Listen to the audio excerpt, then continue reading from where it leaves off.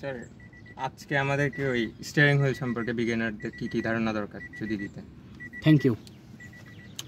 আজকে আমরা বিগিনারদের জন্য স্টিয়ারিং সম্পর্কে বলবো যে আমরা প্রথমেই যে স্টিয়ারিংয়ে কোন পজিশনে এবং কোন জায়গাটায় হাতটা রাখতে হবে। ডান হাতটা ঠিক এই জায়গাটায়, আপনি এই জায়গাটা দেখেন, এই জায়গাটা আমরা যদি হিসাব করি হুইলটা একটা ঘড়ির কাঁটার মতো অ্যারাউন্ড, ঠিক আছে, ঠিক আছে, ঘড়ির কাঁটার মতো একটা কি গোল অ্যারাউন্ড, ঠিক আছে।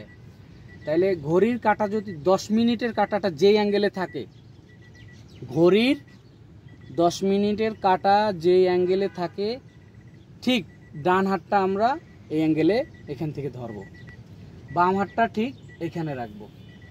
কেমন?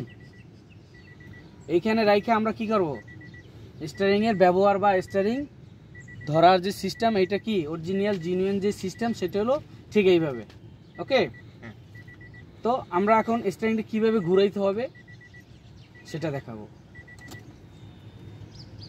এই যে আমরা স্টার্ট করলাম, ধরলাম এই পজিশনে। কেমন? প্রথমে আমরা ডানেও ঘুরাইতে পারি এইভাবে, আবার বামেও এইভাবে ঘুরাইতে পারি, ঠিক আছে। তা ডানে বামে এইভাবে ঘুরাইতে থাকলাম, ঠিক আছে। এখন আমরা দেখব যে এক হাত দিয়ে স্টিয়ারিংটা আমরা কিভাবে ঘুরাবো। এই যে আমরা ধরলাম, আঙ্গুলগুলো এইভাবে কি করলাম, হাতটা সোজা করে দিলাম, ফিঙ্গারগুলি স্ট্রেট করে দিলাম, ঠিক আছে। তারপর এইভাবে আমরা বামে ঘুরাইতে পারলাম, আবার এইভাবে ঘুরাইতে পারলাম। এই যে দেখেন আমার হাতটা কিন্তু সেম জায়গায় আছে, কেমন, হাতটা কিন্তু লড়ে নাই।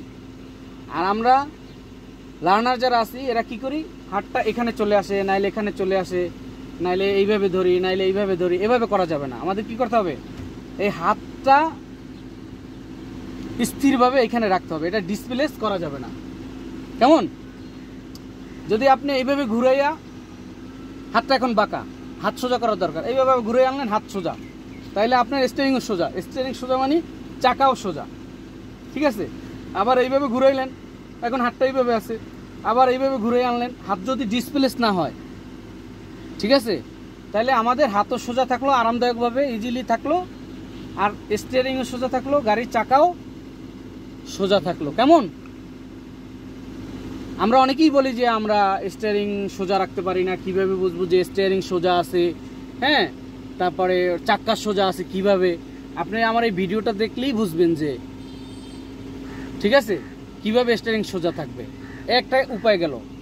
তারপর আমি যদি ডাইনে কাটি গাড়িটা, এই যে দেখাচ্ছি, গাড়িটা যদি এই যে ডাইনে কাটে রাখছি, এই যে টান দিলে গাড়িটা একটা অ্যাঙ্গেলে যাবে, কোথায় যাবে, এই যে ডান দিকে চলে যাচ্ছে, তাহলে আমি বামে মোচড় দিব, মোচড় দিলাম, সোজা করলাম, আমার গাড়ি সোজা যাচ্ছে। কেমন? আবার ব্যাগে দিলাম, আবার যদি বামে কাটি, বামে কাটা থাকলে যদি গাড়ি বাম দিকে যায়, তাইলে আমি বুঝবো কি গাড়ি বামে কাটা আছে, স্টিয়ারিং ডানে মোচড় দিয়ে সোজা করে দিলাম। কেমন? এইভাবে আমি বুঝবো ডানে গেলে বামে কাটতে হবে, বামে গেলে ডানে কাটতে হবে, তাইলেই আমি বুঝতে পারবো যে আমার স্টিয়ারিং সোজা এবং গাড়ি সোজা। তারপর আরেকটা পজিশন আছে, সেটা হলো আমরা স্টিয়ারিং সোজা, একদম সোজা, চাকাও সোজা। দেখেন তো চাকা সোজা আছে কিনা, চাকা সোজা, একুরেট। ওকে, তাহলে চাকা যেহেতু সোজা আছে, স্টিয়ারিংও সোজা। তাহলে এখন আমি আরেকটা পদ্ধতি দেখাই, একদম সোজার থেকে। হ্যাঁ, এই যে আমার হাতটা আছে, কয় প্যাচ কাটে দেখেন, এক প্যাচ, তারপরে এই প্যাচ আসলো আধা প্যাচ, এক প্যাচ আর আধা প্যাচ, 1.5 প্যাচ।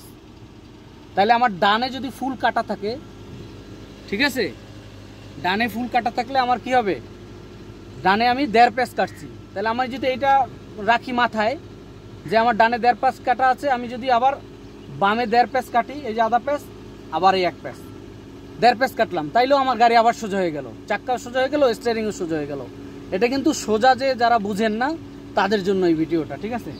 আবার মনে করেন আপনার স্টিয়ারিং ফুল বামে কাটা আছে, 1 প্যাচ, আধা প্যাচ, 1.5 প্যাচ, তাহলে আমার যদি ফুল বামে কাটা থাকে, তাহলে আমি কিভাবে বুঝবো যে আমার চাক্কা সোজা করতে হবে। আপনি ফুল আবার ডানে 1.5 প্যাচ কাটবেন, এই আধা প্যাচ, এই যে 1 প্যাচ, 1.5 প্যাচ। এখন স্টিয়ারিংও সোজা, চাকাও সোজা।